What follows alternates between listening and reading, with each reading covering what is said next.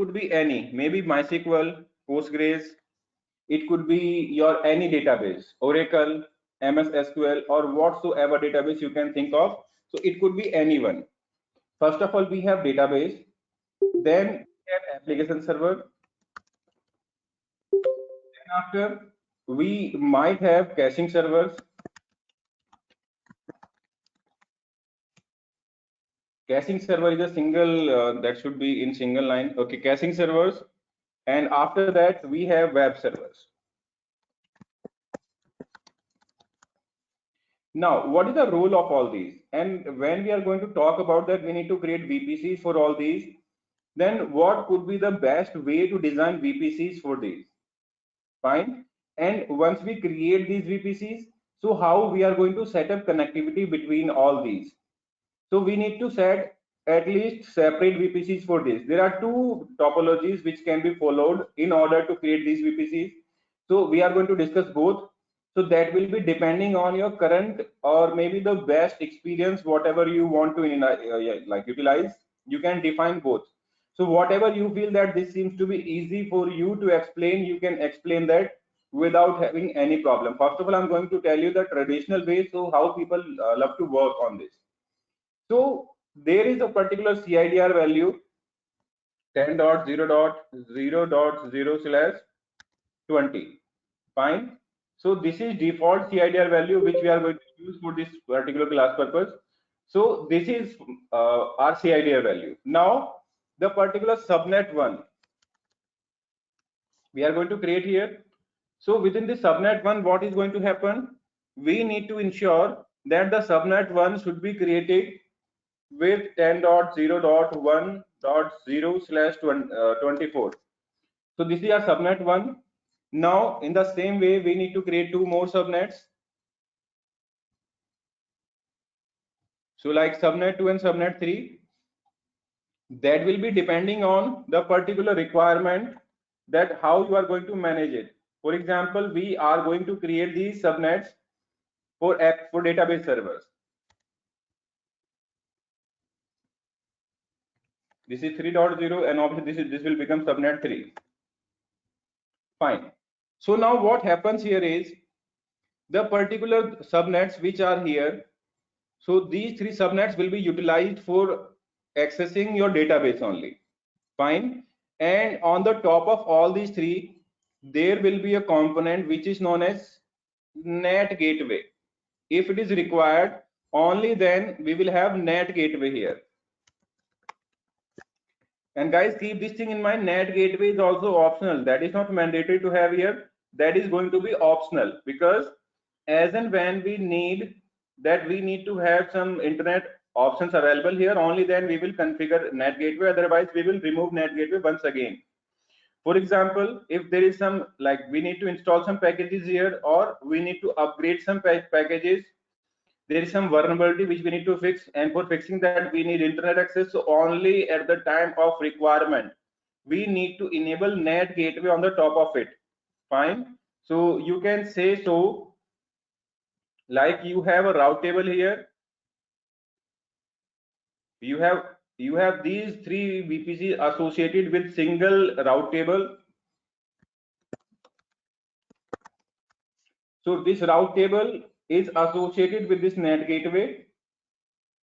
So the route table which we are going to create, so route table will be based on the particular VP, so let us try to understand that these route tables are responsible to decide whether the subnets which are associated with it, these are under public domain, or these are public subnet or private subnet. If NAT gateway is associated, then these are private subnets. If internet gateway is associated, then this will become public subnet. Fine. In the same way, once again we are going to create couple of more subnets here. So the subnets which we are going to create here, so these three subnets will be here. Let us say, yes, these three subnets are here. Guys, if you have any doubt, any question, you can ask in between as well. No problem at all. So right now what we are going to do here is, this is subnet 4, this is subnet 5, and this is going to be 5.0. Same here, this is going to be 6 and this is going to be 6.0. Fine. Now these three subnets we are going to utilize for application. Let me mention it that we are going to utilize it for application.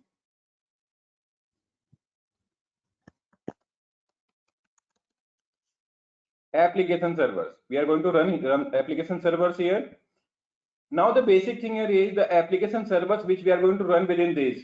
So we need to identify that do we need to have internet available on this application or not. So internet is required in two ways. So the very first one is whether anyone from internet is going to access these applications directly. Very first thing. And second thing, do these applications need to hit public internet? For example, they are going to hit any public URL. They need to download something from internet. So if outgoing network is required, then net gateway will be applicable. Or if incoming network is required, then for sure we are going to have one more internet gateway here. So this is going to be route table for these three VPCs. These three subnets will be explicitly associated with this route table. Now, when we are talking about this route table, so what type of gateway is associated with it? So if the type of gateway you are going to associate with it, for example, you are going to associate internet gateway. So if we associate internet gateway here, then this will become public subnet. It means all the three application subnets, the subnet 1, 2 and 3. So do not count the like subnet 4, 5 or 6. Let us count that under this particular route table there are only three subnets, 4.0, 5.0 and 6.0. These three particular subnets are going to be under public subnet because internet gateway is associated with this route table, and these three subnets are explicitly associated with this route table. The route table is the main decision making point which helps you to identify that the particular subnets which you are working with are in public or in private zone. These are public subnets, so these are private subnets. Fine. Now this is one way. Second thing, like if you have multiple other components as well, like caching server, web server. So you need to identify that the caching servers are going to assist these application servers or these web servers. So for example,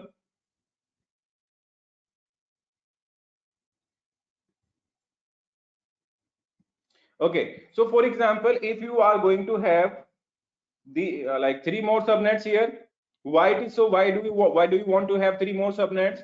So you want to ensure that the particular web servers which you are running currently, so these are also in the same VPC, and these are also working with your public subnet or maybe private subnet. You can decide it yourself as per the requirement of the organization that what type of subnet you want to have.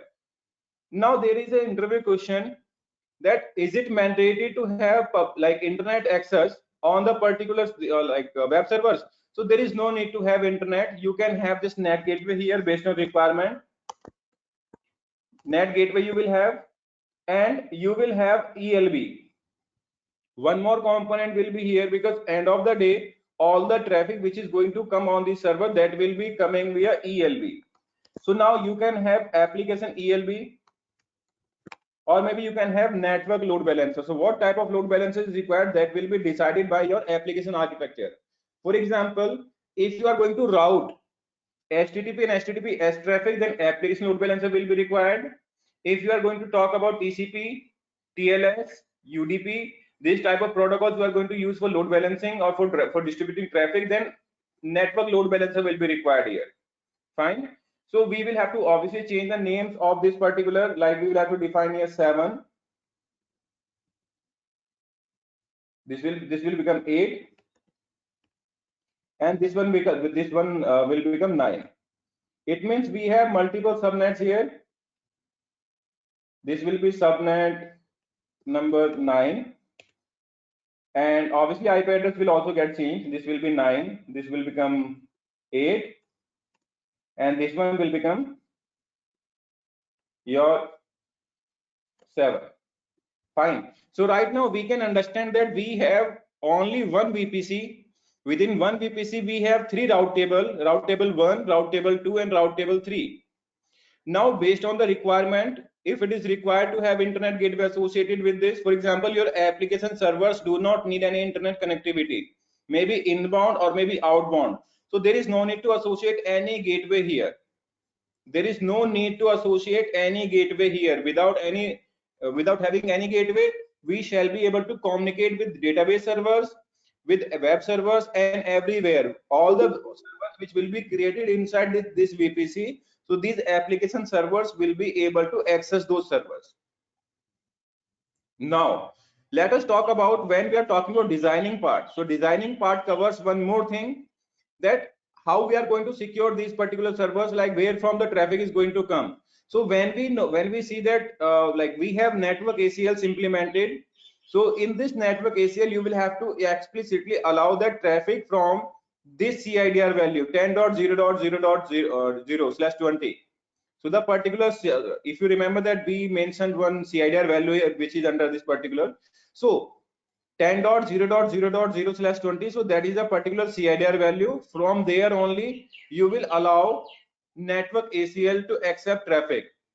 And you can have one additional rule, that all the traffic which is allowed for outbound, so that will be allowed for database servers only, that will not allow any other subnets. Because if you know your application, the application is designed properly, so obviously you should be knowing that where this application will hit, whether it will hit web servers as well, whether it will hit your database servers only. So based on the requirement, you can decide your VPC in such manner. You will have at least 9 subnets, 3 subnets for database, 3 subnets for application server, and 3 subnets you will have for your web application server. Now let us talk about where will these particular caching server get created. So either you can have caching server within your web server zone, or whether you can have that under your application. So wherever it is required, if it is required to cache data of your application only, then you will create caching servers here.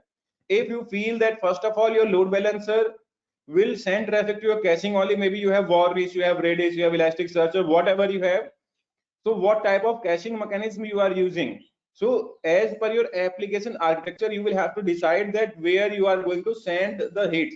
If it is required to send hits directly on the Elastic server, maybe Elastic Cache, maybe Elasticsearch, maybe Redis, or maybe Varnish, whatever tool you have. So you will create those servers within this particular VPC only, or within this particular under this route table, within these subnets. So there is no need to have additional route table created for that, additional VPC created for that. So guys, this is very first way of this is very first topology which is used to create VPCs. Fine. Now, any questions so far, guys? Yeah. So I have 2 questions. One is, how many internet gateways and NAT gateways we can create in one region first, and second is in single route table, what's going to happen if I'm going to attach network gateway and internet gateway altogether? So let me tell you, by default, either you can attach NAT gateway or internet gateway. There is only one option available. Second thing, maximum you can have 5 NAT gateway and 5 internet gateway within one region by default, wherein you can ask the AWS team to increase number of NAT gateway or internet gateway. Third thing, you can associate somewhere 200 subnets with a single route table. That is the limit of it. Furthermore, you can ask AWS team to increase the limit. Then when we are talking about that, we have to design the application in such a way, that when we know, for example, that this is the database server, I do not need to have any internet gateway here. So why would I have internet gateway associated here? There is no need to have net gateway. I do not need to have any outgoing or any incoming traffic on this particular subnet where application servers are running. So I will not associate either NAT or either internet gateway here. I will not associate any. But yes, that will be a condition that in case of any requirement, for example, you need to update the servers, you need to download some packages from internet, you can associate NAT gateway for temporary basis on the top of this route table. Need to have basis. This will be implemented on need to have basis. So it is not like any associate can come and can associate the NAT gateway here. So obviously this particular has to be performed based on prior approval from your higher management, maybe the particular person who is decision maker in your organization. So that person has to give in written that yes, you can associate NAT gateway here. So based on approvals, we have to associate, and once the task is completed, so after that we have to remove that as well. That should not be lying within organization, within like associated with the route table and under the VPC forever. Once the task is completed, you need to remove that as well. Same thing goes here. So if you need to have NAT gateway, then have it. If you don't need to have, no need to have. So based on the requirement of these servers, if these servers are going to hit any URL on internet, then obviously NAT gateway will be required. If someone from internet is going to directly hit these servers, then internet gateway will be required. And if you feel that there is no need to have internet gateway, NAT gateway without this, like you do not want to have internet connectivity on these servers, then no need to have that particular type of architecture. You need not to have NAT gateway. Just forward traffic directly from application load balancer to these servers. Now, do these servers have public IP? For example, if I say that internet access is required here, so do I need to have public IP address associated here? Yes, sir. Yes, you are right. So in that case, we need to have public IP address associated here. Only in case if you do not want to allow explicit access from internet, so then there is no need to have public IP address on these servers. You can work with NAT gateway only. Fine. Yeah, fine. I have one question. Yes. How can we configure one subnet can access only one subnet in Your question is subnet? not. Can you come again? Can you explain? Subnet 4 can access only subnet 3. How can we configure in? Where can we configure it? Okay, so in that case, like you want subnet 4 should be able to access subnet 3 only. So all the resources, there are two things. Either if you allow it on network ACL level, then obviously it will be explicitly allowed for all the three subnets. But if you want that subnet 3 should be allowing subnet 4 only to allow internet, connectivity. So in that case, you will have to create a separate route table. Subnet 3 will be part of that explicit route table. Then you will create a additional network ACL wherein you will allow this particular subnet to be accessing this particular subnet. Like within that network ACL, you will allow subnet 4 only to access subnet 3. So there will be additional route table created, and within that route table, the network ACL will control this thing that only 4.0 series will be allowed to access 3.0 series.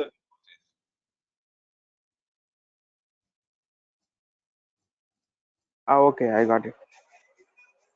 Okay, so this is the first way. Now, what is the second way? So like why I'm talking about this particular thing. So obviously, if you are going to face interview, then people can ask you these sort of questions. So the second way, second methodology and second topology to create VPC is, so the very first of all, you have a VPC. So right now I'm not going to decide divide the particular CIDR values. I'm going to decide like VPC1. So VPC1 is going to be management VPC.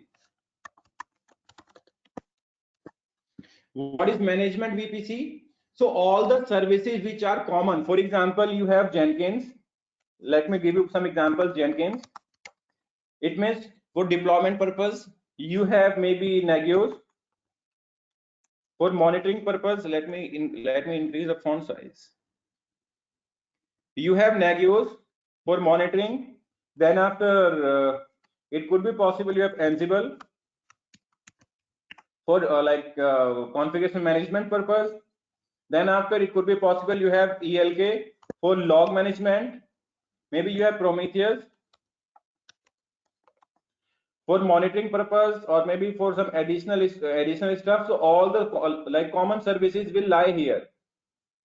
All the services which are common, like Jenkins is common for everyone, for every services. Like it could be that you have created a VPC where only application servers are running. So obviously VPC management VPC will have internet access for sure, because Prometheus monitoring will be required to be done.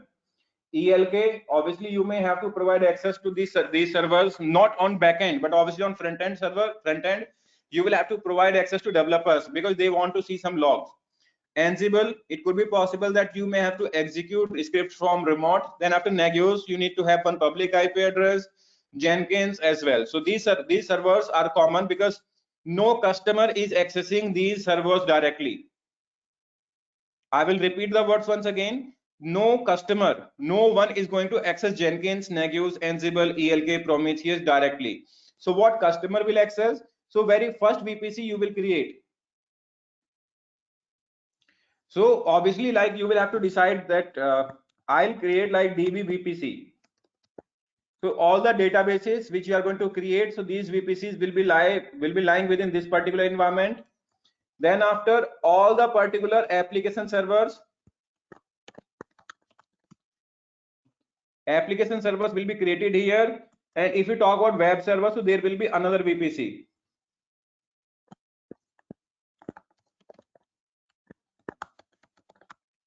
Fine. So we can mention it here like VPC1. This will be VPC2.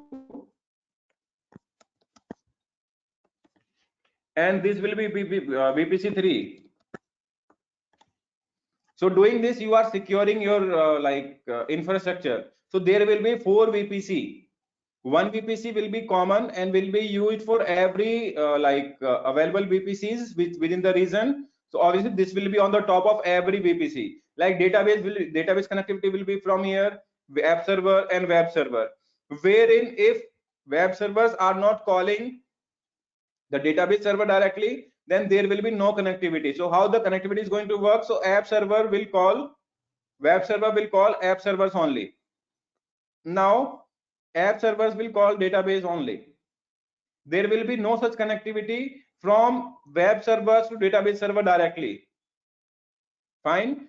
One more thing, like if you want to provide connectivity to your developers on the top of these particular services, like whatever services you have here, so what you are going to do here, you will create a bastion host.